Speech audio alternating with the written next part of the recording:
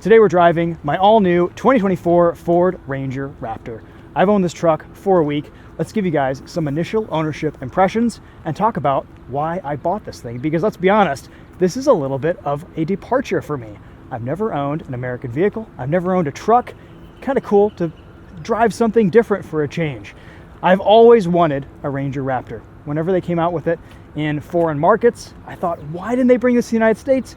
And finally, in this generation, it's here. The 6th generation of Ranger brings the Raptor to the US with 405 horsepower, 430 pound-feet of torque, the 3-liter twin-turbo EcoBoost V6 from the Bronco Raptor, and just an amazing-looking package. Look at this thing. It is so mean. I got mine in carbonized gray with the optional Beadlock-capable wheels. I think it looks great. This is kind of my perfect spec. I wanted this thing. I wanted it. I didn't need it, but I wanted it.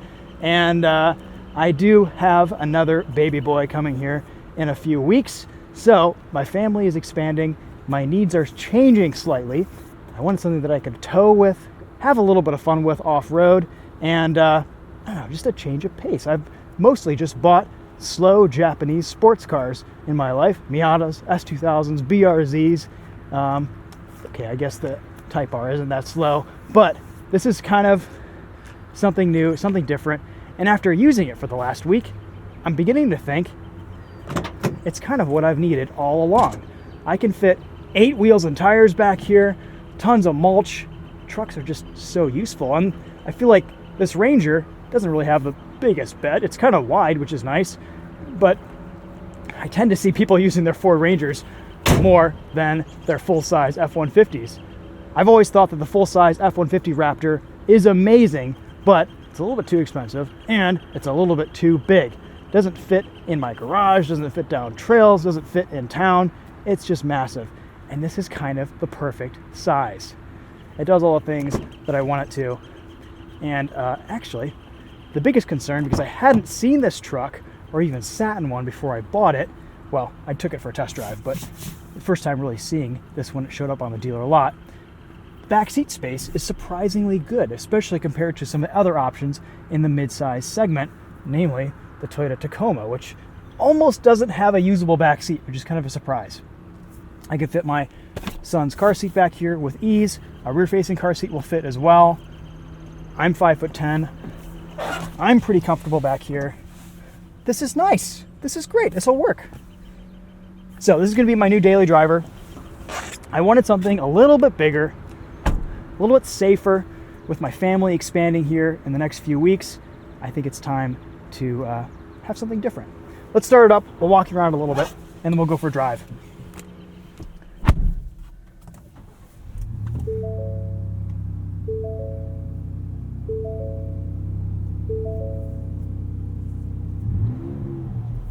All right, so we've got about 511 miles on this so far. I did just do an oil change about 100 miles ago, and I'm always kind of a big proponent of doing an early oil change on a brand new engine.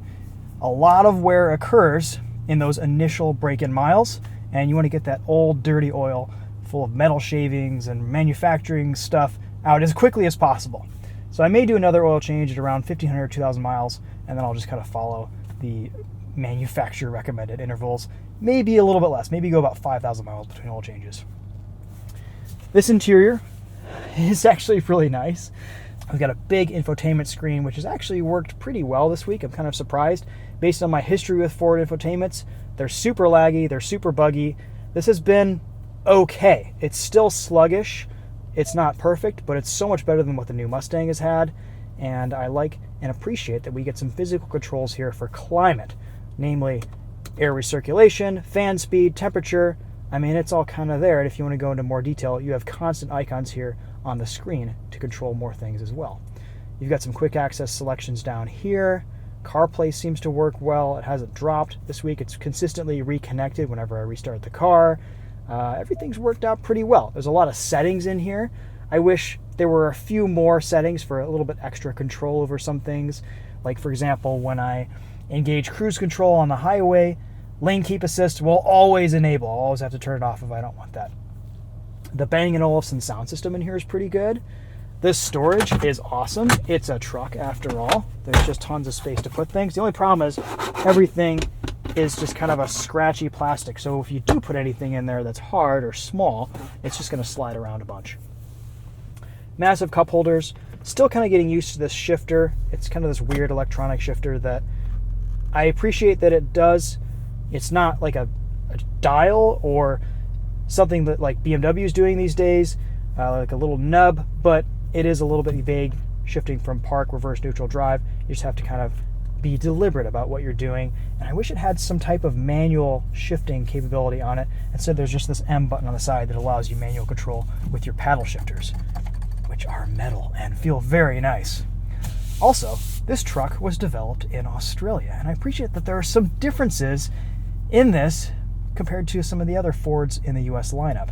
Steering wheel looks just a little bit different. Has a bit more of a global European flavor, design language, and I always just kind of thought that was cool.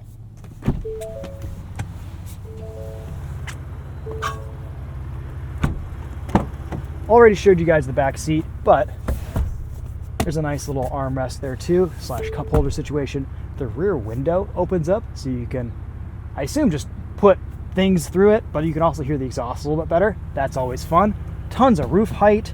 Legroom is good. The seats, oh my gosh, you guys. The seats are so comfortable in this thing. Good bolstering. This has been a complaint that a few people have mentioned, that this has already started to stretch, but it seems like it kind of stretched out a little bit initially, and then after that it hasn't really changed much. So not too bad. I'm okay with that. Couple little weird things from the factory. I might have to get some of these fixed at the dealer. But overall, this truck is really clean. Paint's in really good shape.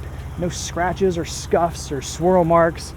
The wheels, I think, just look awesome. These wheels were completely unnecessary to buy, and I probably won't even get the Beadlock kit for them because it's about $800. But if I ever do any very intense off-roading, and I have another set of wheels to daily drive on, I have these available. I just think they look cool. The KO3 tires so far feel really, really good. Not too noisy. Let's see how they perform on the wet today. That's why I wanted to get out on the road before it dries out too much, because I know KO2's a little bit sketchy in the wet, and I've heard the same thing about these. So let's hop in and go for a drive. Running boards. They are body mounted, not frame mounted, and they aren't really structurally sound pieces that you could crawl and hop over rocks on. So I might eventually get a set of sliders for this truck, depending on how much off-roading it sees. So first thing I do whenever I get in this Ranger Raptor is I turn off auto stop start, because otherwise it is just constant. But it's a quick button press. There are ways to disable it, going in with force scan or just plugging a module into the OBD2 port. But I don't think it's worth $100 to just avoid pressing this button once every time. Honestly, I'm probably just putting this into my R mode every time I drive it anyway, and you can disable stop start through that. I put steering in comfort. You have 3 options: comfort, sport, and normal. Normal's okay. Sport is way too heavy. There's way too much artificial resistance. Comfort is just about perfect. Shocks, normal. Exhaust. I've actually been driving this in quiet, because in normal and sport, it's kind of rowdy, which is fun. We'll listen to that a little bit today. So, as with any Raptor product, I love the customizability of the drive modes. The R mode is awesome, and having all these controls right here on the steering wheel is just fantastic. Go back into CarPlay here. There we go.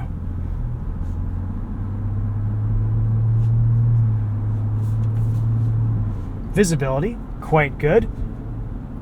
Went to the parts store and got my silly little fisheye mirrors that help me see my blind spots better. First thing I always do in any of my new vehicles. Oh, and I was corrected a few times on this after my first video posted. These are functional hood and fender vents. They're kind of hard to see, but you can actually see heat rising up out of them after you've turned off the engine. You can feel it, and the way they're designed, I think they're just designed so that water doesn't get too far into them, but it is an extraction point, which is nice to see.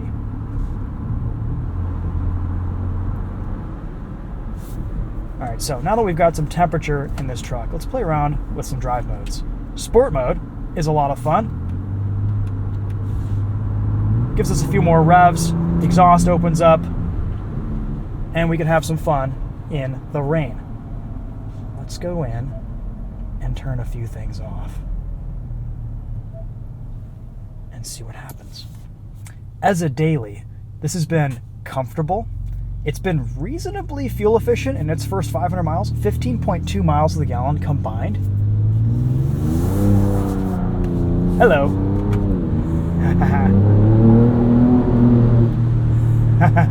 It sounds good. We're not going to be going too hard on this today. Still at only 500 miles. I want to put about 1,000 break-in miles on this before we go crazy. But, oh yeah, it'll slide.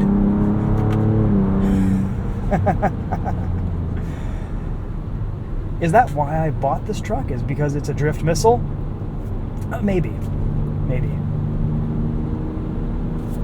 Let's go into 4 auto.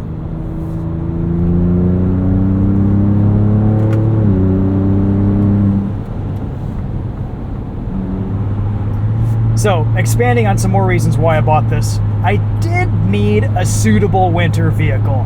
The Civic Type R just doesn't cut it. It doesn't have the ground clearance. It doesn't have a handbrake. It's no fun in the snow.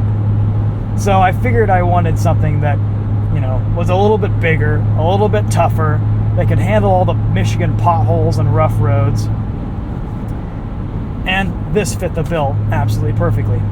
The thing is, here in Southeast Michigan, and this is the case many places these days, everyone just drives big SUVs and trucks everywhere. And if you can't beat them, you gotta join them. So there's a bit of a safety factor here too. With my new Offspring on the way, I'm gonna have 2 boys in the back, and I wanted a safer family vehicle that I would be daily driving over something like the S2000 or the BRZ. My wife has a Toyota Highlander Hybrid. That's super safe. We feel very, very comfortable driving that around. But people in Michigan are kind of crazy drivers in this area, and I wanted something with a little bit more heft to it. So that was a consideration here as well. Let's talk about this Ranger Raptor on the highway. It is comfy. The ride is so amazing. I've been launching this off railroad tracks all week, and it just soaks up every single bump, big and small, beautifully. It rides really, really well. It still feels like a truck. It still handles like a truck. It rides like a truck. But it has that softness and suppleness. These Fox Live Valve shocks are just so good. Nothing gets close to the ride quality of a Raptor.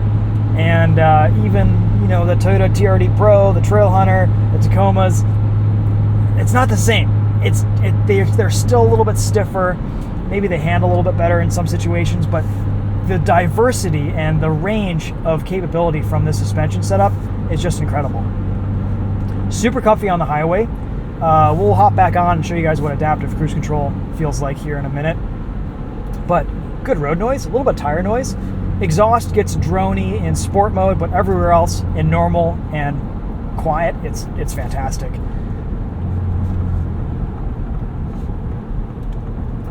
Brakes feel pretty good. I like this driving position too. Tons of adjustability. I can get nice and high, I can get nice and low.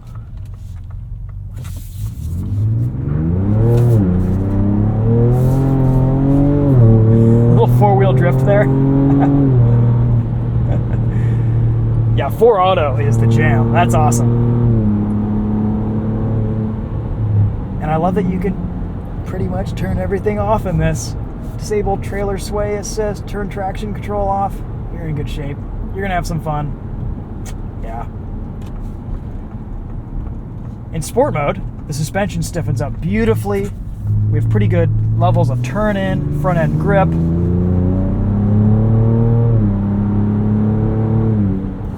Ooh, let's open up that rear window.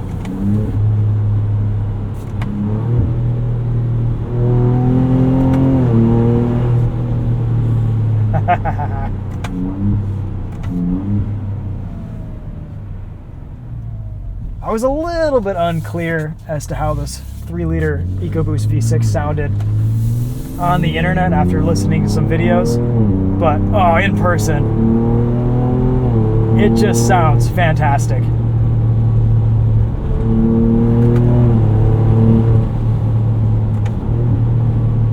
gearbox is great. Super responsive downshifts. The paddle shifters feel pretty good too, especially considering the competitors, the Toyota Tacoma, TRD Pro, the Trailhunter, the ZR2, the ZR2 Bison. None of those have paddle shifters. Ford knows what's up.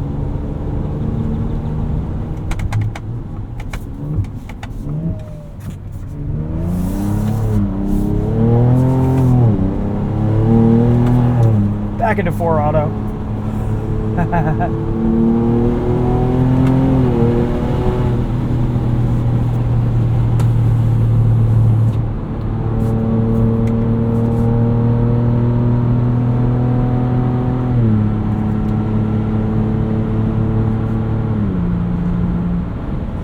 Alright, let's turn traction control back on. We will enable cruise control, and the lane keeping system will automatically turn on. I'm not a huge fan of this lane centering. It really doesn't give you any time to keep your hands off the wheel. It's always prompting you to put your hands back on the wheel, even though your hands may be already on the wheel. The cruise control works great. We have 4 settings for following distance, but if you're going to be doing lane centering or lane keeping assist in this, you pretty much always have to have a little bit of pressure on the steering wheel to keep it engaged. This does not have blue cruise or anything like that, and the truck does stay pretty well centered between the lines, which is great. Love to see that, but it's kind of annoying to live with because it's always kind of prompting you and showing error messages, and you have to think about it while you're doing it. It's not one of those hands-off systems where you can just cruise, you know, maybe rest a hand on the wheel lightly and just enjoy the drive. It's always a little bit annoying.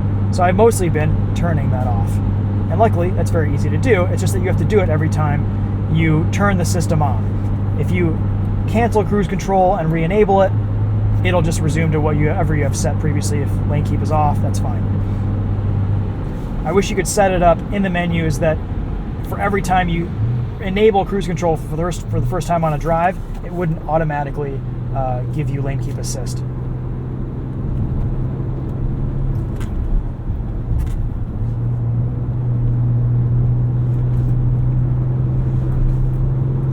Okay, these KO3s are sketchy in the wet. There is not a lot of grip here. Even in 4-wheel drive auto,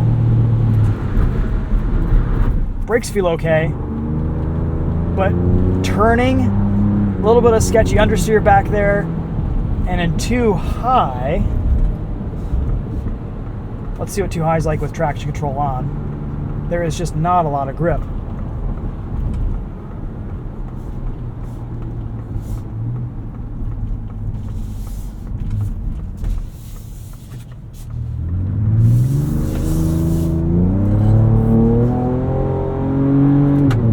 So the system's doing a pretty good job there keeping us in line and not too sideways, and that was in sport mode too.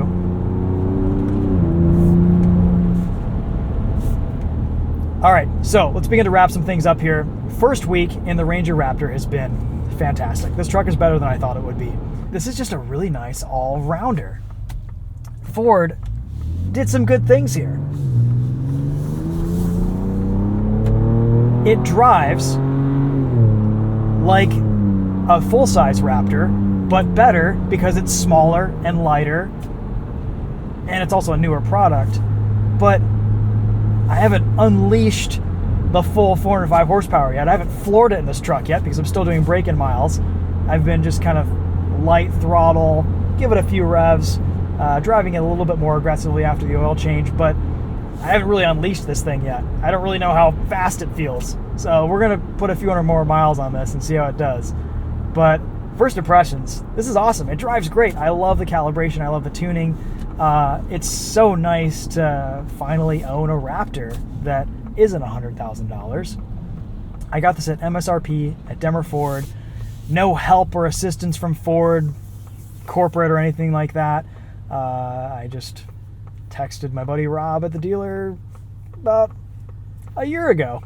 Said, hey, I want a Ranger Raptor. He give me one of the first ones off the line.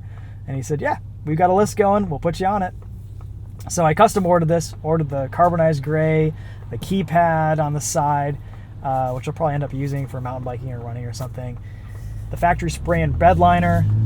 And I think all said and done, it was like 58 or 59,000. And then I got a $1,000 rebate.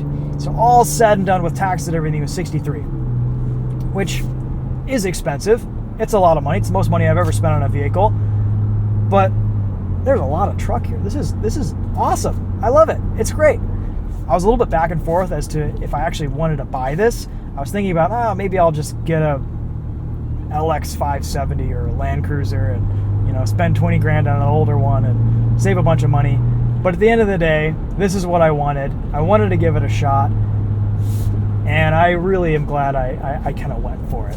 So here we are. We have a new Ranger Raptor. We're going to film some videos on this. We're going to have some fun. But I just enjoy driving this. And it's nice to kind of have something different for a change.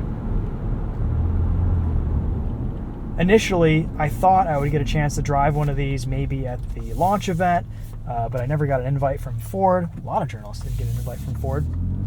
So no special treatment there. And luckily, mine was built and came off the line and shipped across the street pretty quickly before I could even get a press truck.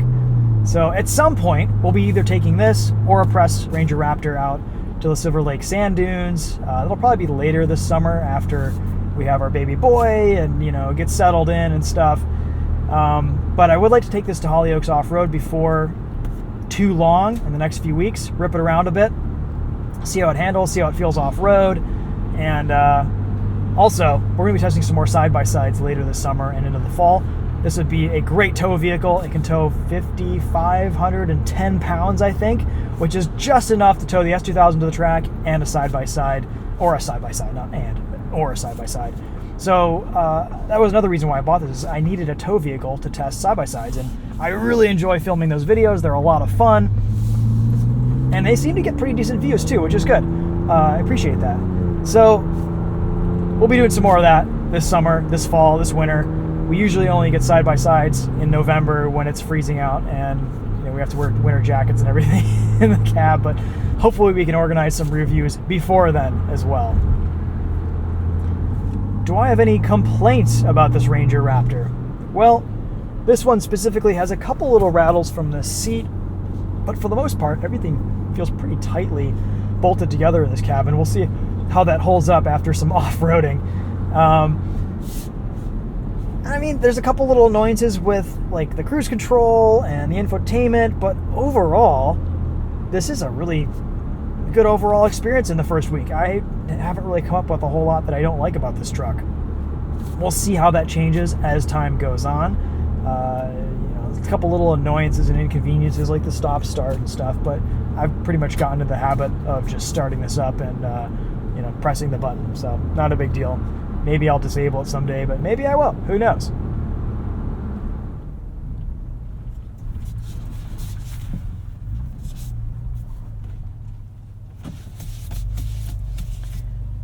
I do wish the 360 camera were a little bit larger, but the reverse camera is pretty high res.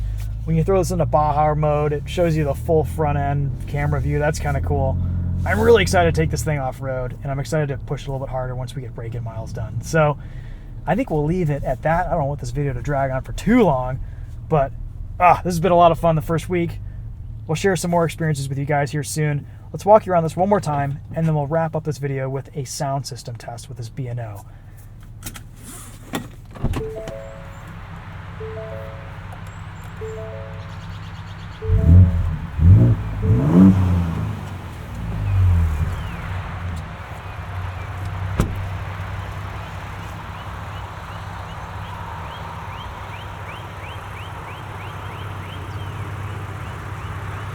Oh, it does look good. The baby Raptor.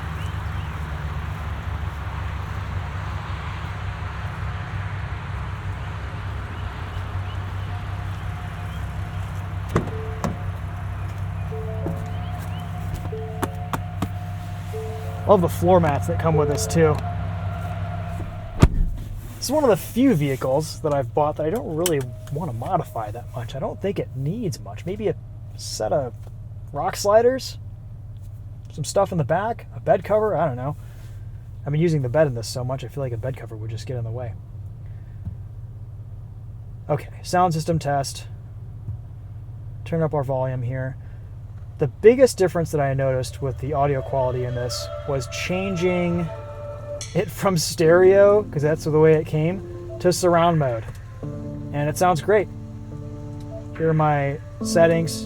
Bass is neutral, mid-range is up, treble's boosted a little bit. And it sounds pretty good to my ear.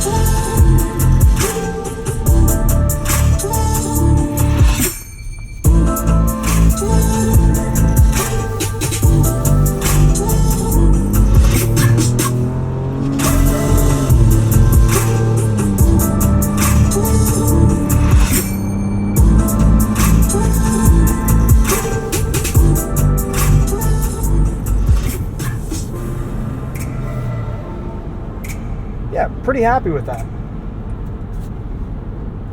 It's also a feature that I haven't really used a whole lot, the speed limiter, which is kind of clever. If you're on a back road and maybe you're doing a lot of acceleration, deceleration, don't really want to put cruise control on, you can use the speed limiter and it'll limit your speed to whatever you set it to. So if I don't want to go past 60 miles an hour here, it won't do it unless if I push through the accelerator. So light to medium throttle, it'll just stop at 60. I first saw this feature in a Jag, and other manufacturers have brought it in, which is kind of clever. I like it a lot. So if I go full throttle, yeah, okay, it'll push through and go past the limiter. That's nice. I also like how even in normal mode, the gearbox works great. It's not upshifting all the time. It's not trying to be the most fuel efficient. It knows when you want a little bit more performance out of the engine. It'll rev it out a little bit higher. I almost don't really want or need sport mode, except for really hard driving and just entertaining you guys in videos. Well, it is time to put some more gas in this. 15 miles to the gallon isn't bad for mixed driving, in my opinion. I think that's okay. Been driving this a little bit harder on this tank. 243 miles on the tank so far. I'll probably eke it out till empty. The last time I filled this up, it had about 10 miles of estimated range left, and there was still a couple gallons between what I filled up and the capacity of the tank, which is I think around 20 or 21 gallons. It's a decent sized fuel tank. So I should be able to average at least 300 miles out of a tank in this.